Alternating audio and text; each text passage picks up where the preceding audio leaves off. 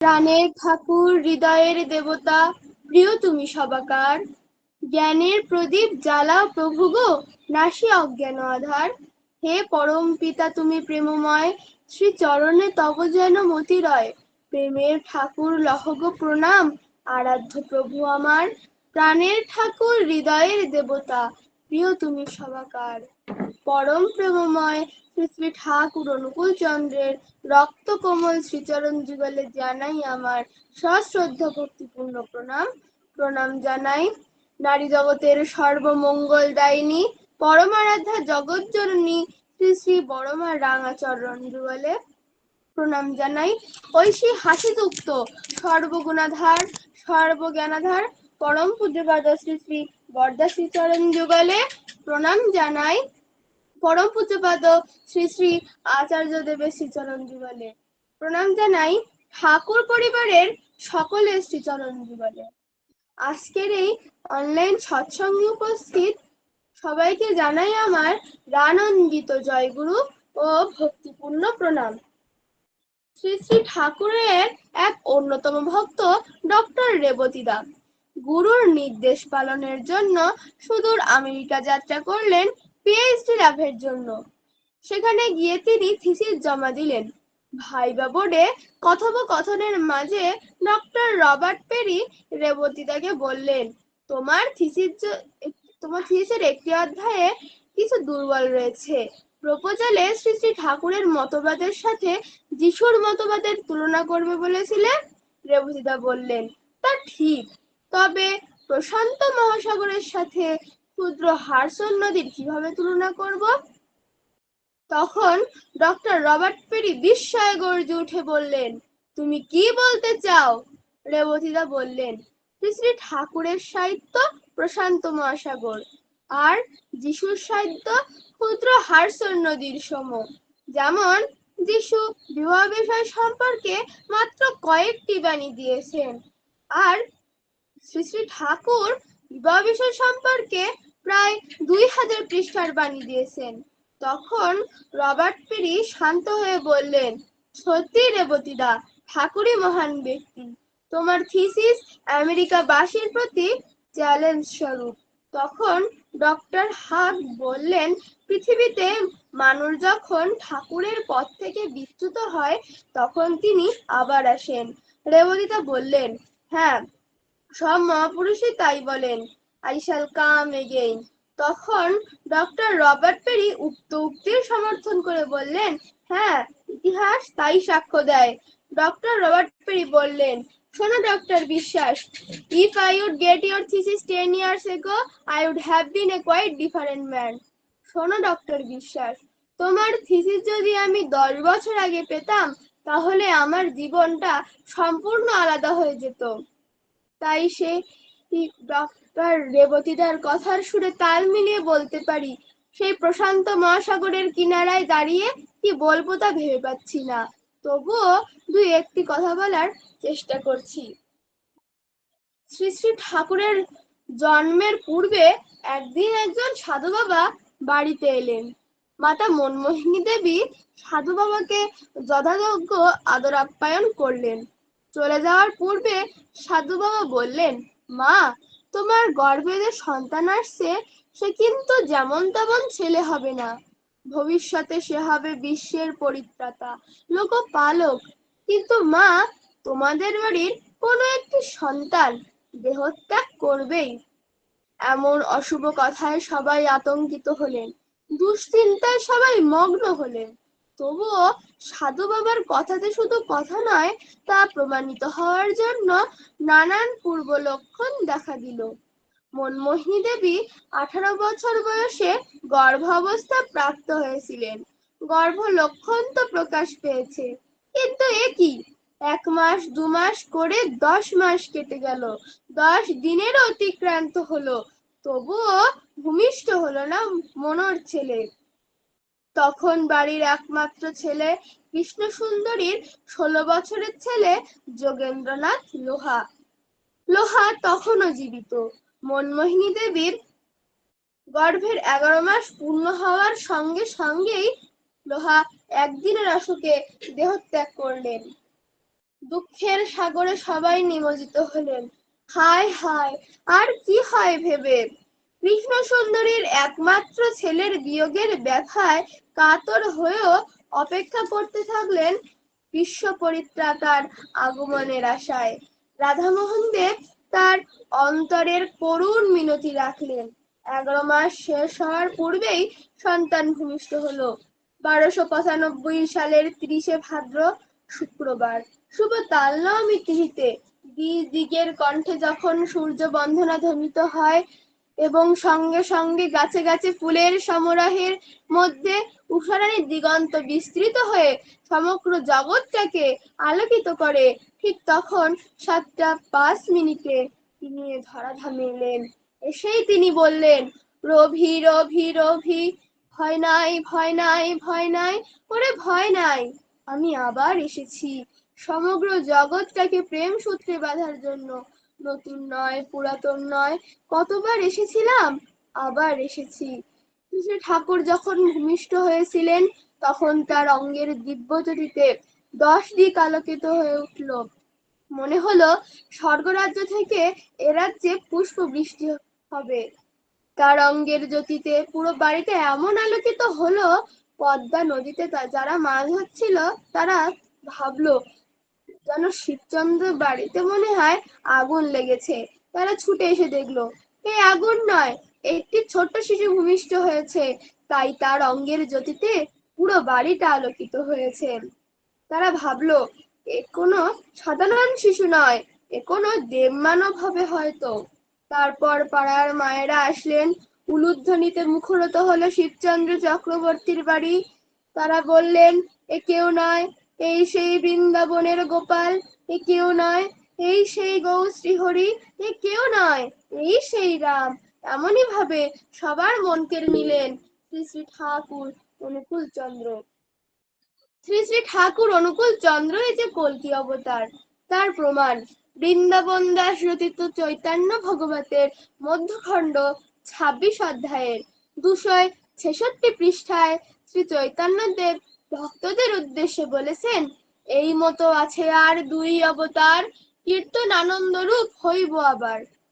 পুত্র বিরহে উন্মাদিনী সতী রানীকে প্রবাদ দানের জন্য চৈতন্য ভগবতের 266 পৃষ্ঠায় চৈতন্যদেব বললেন, আর 2 জন্ম এই কীর্তন আরম্ভে, হইব তোমার পুত্র আমি অবিলম্বে। শ্রীজীব গোস্বামীকৃত চৈতন্য চরিত্রে মহাপ্রভু মাকে বলেছেন, তোমাকে এড়াতে শক্তি নাহিকো আমার, তব গর্ভে জন্ম নেব আরো 2 বার। ভগবতে আছে, বিষ্ণুদশা নামে এক ব্রাহ্মণের ঘরে কল্কি রূপে আসিবেন কল্যাণের তরে। সত্যগুণময় হরি সকলের সার, সীমা সংখ্যাহীন হয় তার অবতার। ব্রহ্ম বৈবর্ত পুরাণের আছে, এই রূপে ঘোর কলি হইলে ভূতলে, নারায়ণ নরতন ধরি কুতূহলে। বিষ্ণুদশা নামে এক ব্রাহ্মণের পুত্র রূপে অবতারী নাসিবেন যত মৃষ্ঠ ভূপে। শ্বেতবর্ষ আরোহণে শ্বেতোষী ধরি, মৃষ্ঠ শূন্য ধরাতলে করিবেন হরি। ভগবতে আছে, সম্বল গ্রাম মুখস্য ব্রাহ্মণস্য মহত্ব নর, ভবনে বিষ্ণুদশস্য কল্কি প্রাদুর ভবিষ্যতি, অশ্ব মাসু গমারুহ্য দেবদত্তং জগৎপতি, অষ্টিনা অসাধু দমনৈষ্টশৌর্য গুণানিত্য বিষণ্ণনা গুণচ্ছেদ দস্যুন কঠিন নিহর নির্বতি। অর্থাৎ অনিমা লঘিমাদি ঐষ্টশৌর্য গুণানিত্য কল্কি গুণানিত জগৎপতি কল্কি দেব দত্ত শীঘ্রগামী অসাধু দমনাস্যে পৃথিবী বিচারণ করতে করতে নিরুদ্যম রুচিসম্পন্ন কল্কিরাজ চিহ্নধারী কোটি কোটি দস্যুকে অসি দ্বারা বধ করবেন। 108 স্বামীরাজ নারায়ণ শতশাস্ত্রী জ্যোতির্ভূষণ যোগাচার্য পরমহংস চেতাবাণী গ্রন্থে বলেছেন, পূর্ণব্রহ্ম বাসুদেব শ্রীকৃষ্ণ কল্কি রূপে জন্মগ্রহণ করিবেন। তার জন্ম ব্রাহ্মণ কুল। ভূষণ মহাত্মা পণ্ডিত বিষ্ণু যশ মহাশয়ের গৃহে সুমতি দেবীর গর্ভে সম্বলপুর গ্রামে। তিনি প্রাচীন ঋষি ও মহর্ষিদের সাথে সর্বপ্রথম বাংলাদেশে প্রকট হবেন। তারপর বিহার, মগধ, দিল্লি ওপরে সমস্ত পৃথিবী ঘুরবেন। মহাভারতের অনুশাসন পর্বে বিষ্ণু স্তোত্রে আছে অশ্বকাস্তা রম্ভার সুর শৌরী জনেশ্বর অনুকূল সত্যাবর্ত পদ্মা নিভেক্ষণ। অর্থাৎ ভগবান যখন অনুকূল অবতারে অবতীর্ণ হবেন তখন সুর অসুর যক্ষ রক্ষ নর কিন্নর সকলেই মুক্তি পাবে। শুধু তার পদ্ম পলস লোচনের একটি মাত্র চাহনিতেই শত শত জীব মুক্তি পাবে। 1293 সালের 31শে শ্রাবণ রাত 1টায় মহাপ্রয়াণের সময় শ্রী শ্রী রামকৃষ্ণদেব বলেছিলেন আমাকে আর একবার আসতে হবে, তাই পার্শ্বদের সব জ্ঞান দিচ্ছি না। তোদের যদি সব জ্ঞান দিই তাহলে তোরা সহজে আমার কাছে আসবি কেন? কলির শেষে কল্কি রূপে অবতার হবে ব্রাহ্মণের ছেলে। সে কিছু জানে না, হঠাৎ ঘোড়া আর তরবারি আসবে। শ্রী শ্রী মা সারদা দেবী তার কথা প্রসঙ্গে বলেছেন ঠাকুর আবার শিগগিরই আসবেন উত্তর পূর্ব কোণে, এবার সংসারী হয়ে। স্ত্রী পুত্র সহ সর্বদা হাতে হুঁকো থাকবে, আরেক হাতে থাকবে একখানা পাথর। স্বামী স্বরূপানন্দ পরমহংস বলেন এক নবযুগ সম্মুখে আসছে, সে যুগে দীক্ষা থাকবে, কিন্তু দীক্ষা দাতা হবেন গৌণ। তিনি অনাদরের পাত্র হবেন না, বরং প্রভুত্ব কৃতজ্ঞতার ভজন হবেন, কিন্তু দীক্ষা দিয়ে তিনি মুন্ড কিনে নেবেন না। সেই দীক্ষা দিয়ে তিনি সেই নিত্য গুরুরই শিষ্য তোমায় বানাবেন, যার শিষ্য তিনি নিজেই। দীক্ষা দাতা সে যুগে দীক্ষা গ্রহীতার গুরু নন, গুরু ভ্রাতা।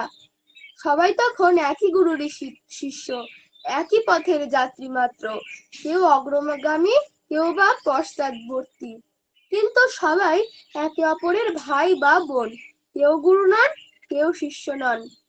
সেই শুভদিনের প্রতীক্ষায় এই নরতনু বহন করে বেড়াচ্ছি। কলিযুগে জগতে সহস্র সহস্র মতবাদের মহামিলন সেই কল্কি পুরুষোত্তমকে কেন্দ্র করে শাস্ত্রে জ্ঞানকে অসির সঙ্গে তুলনা করা হয়েছে। জ্ঞানের মতো চক্ষু নেই, শুভ্র সর্বদাই বিশুদ্ধ জ্ঞানের প্রতীক।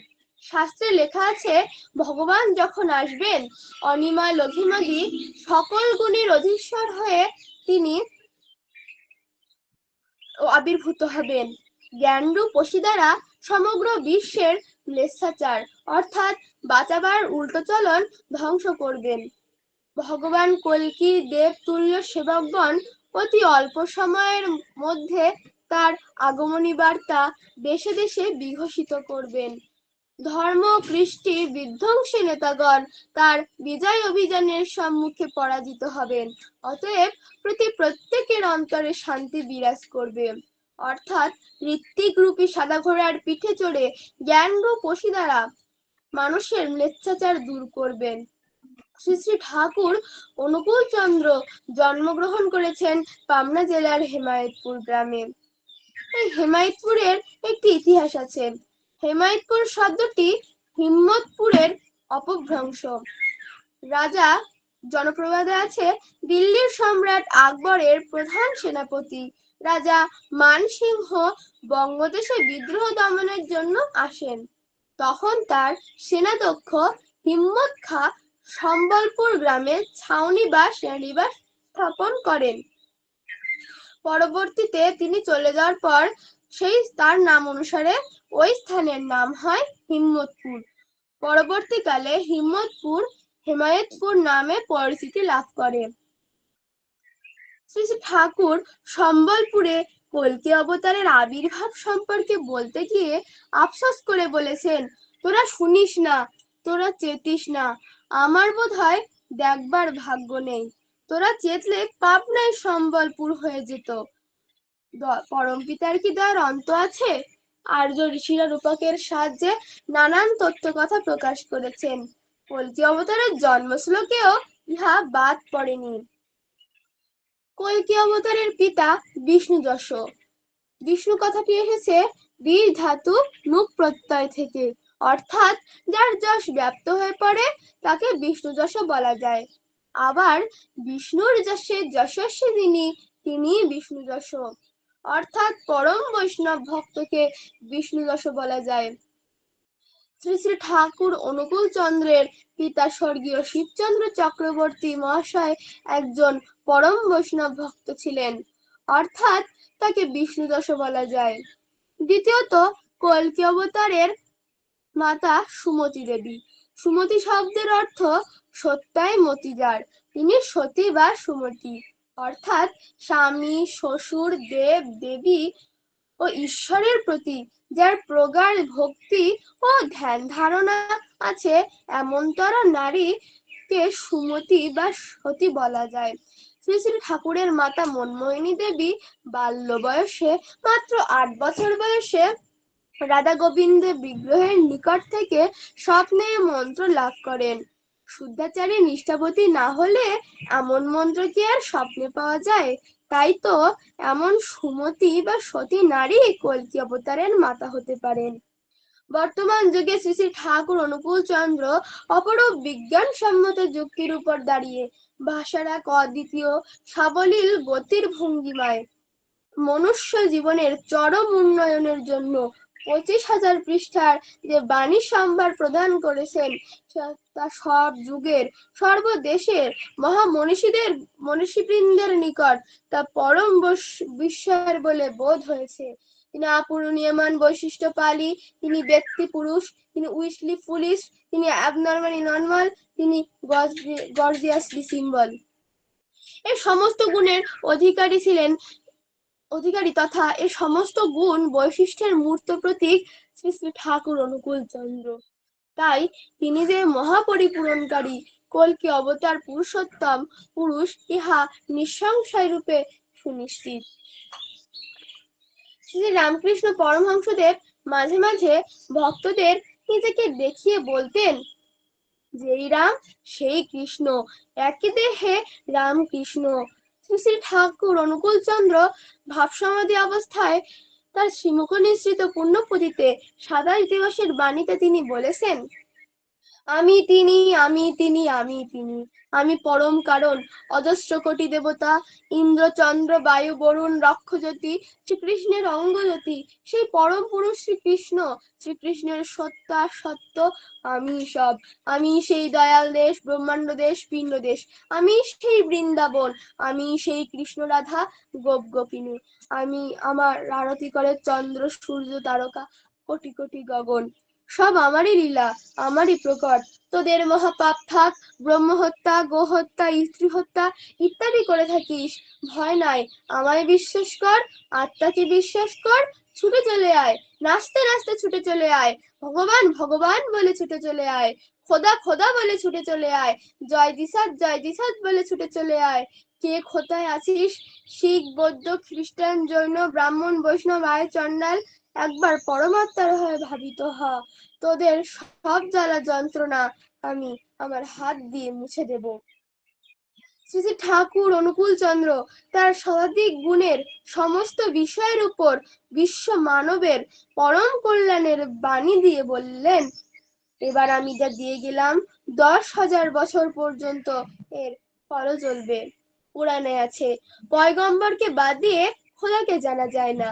হে নবী, মানুষকে বলো, যদি তারা খোদা তাআলার প্রিয় বলিয়া পরিচিত হইতে চায়, তাহলে তোমাকে অনুসরণ করিলে হইতে পারিবে।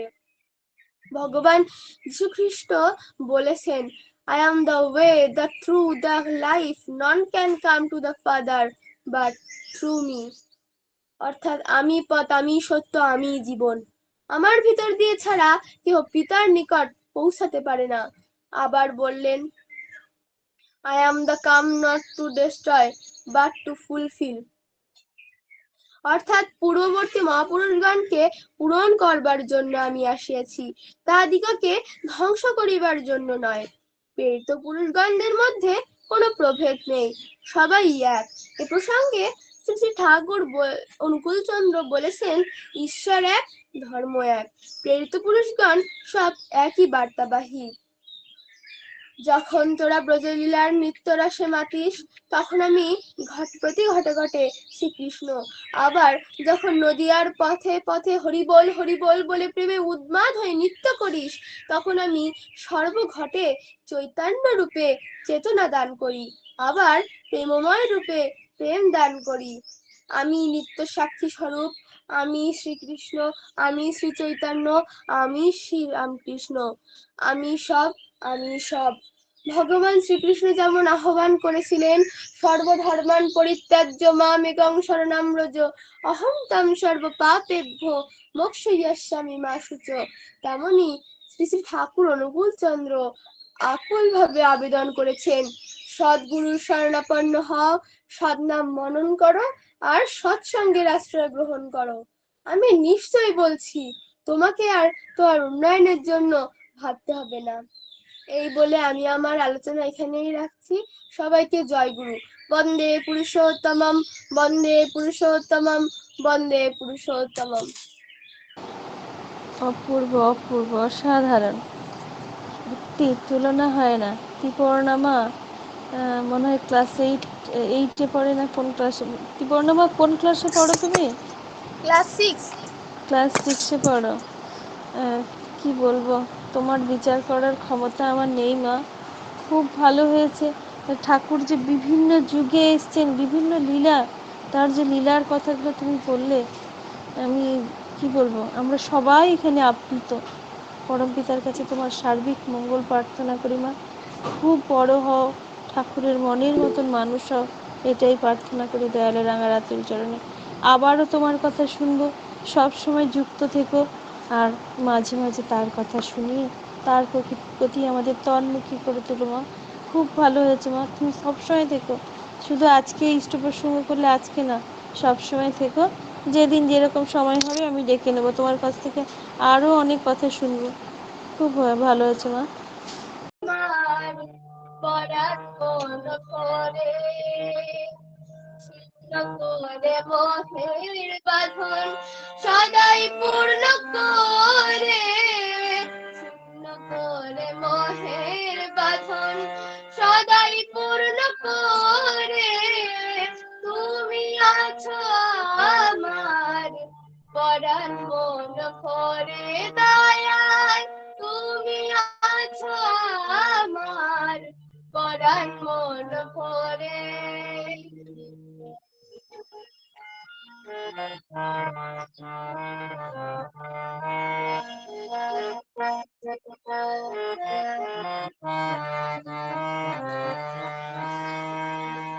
তোমার প্রেমের পুলক থেকে তার কাছে আর সবে মেকি, তোমার প্রেমের পুলক থেকে তার কাছে আর সবে মেকি, কেমন করে থাকবো গো সরিয়ে তোমায় দূরে, কেমন করে থাকবো গো সরিয়ে তোমায় দূরে, তুমি আছো আমার পরাণ মন ভরে দয়াল, তুমি আছো আমার পরাণ মন ভরে।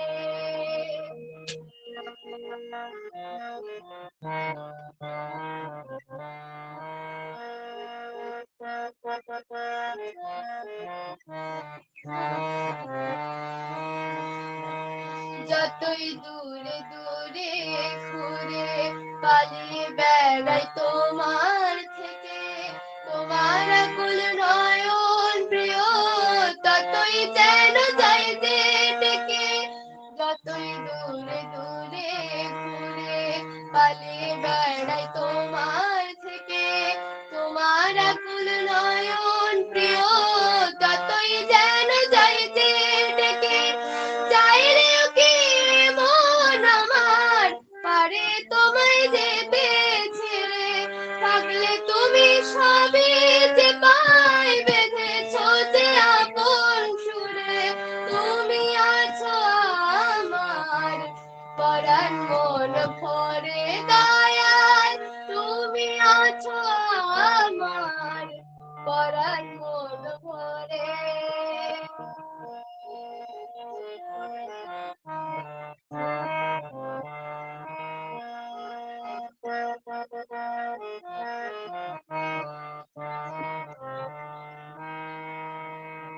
মনে রঙে রাখতে গিয়ে জড়িয়ে গেলে মোহের জালে, ডাক দিয়ে যাও তবু তখন মরমের দুয়ার খুলে, মনে রঙে রাখতে গিয়ে জড়িয়ে গেলে মোহের জালে, ডাক দিয়ে যাও তবু তখন মরমের দুয়ার খুলে।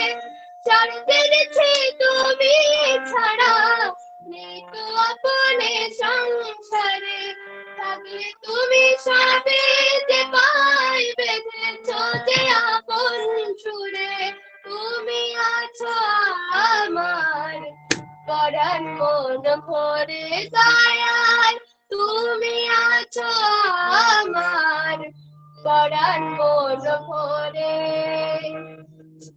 করে মোহের বাঁধন সদাই পূর্ণ করে, করে মোহের বাঁধন সদাই পূর্ণ করে, তুমি আছো আমার পরাণ মন ভরে দয়ায়, তুমি আছো আমার পরাণ মন ভরে, তুমি আছো আমার পরাণ মন ভরে দয়ায়, তুমি আছো আমার পরাণ মন ভরে। জয় গুরু। জয় গুরু মা, জয় গুরু।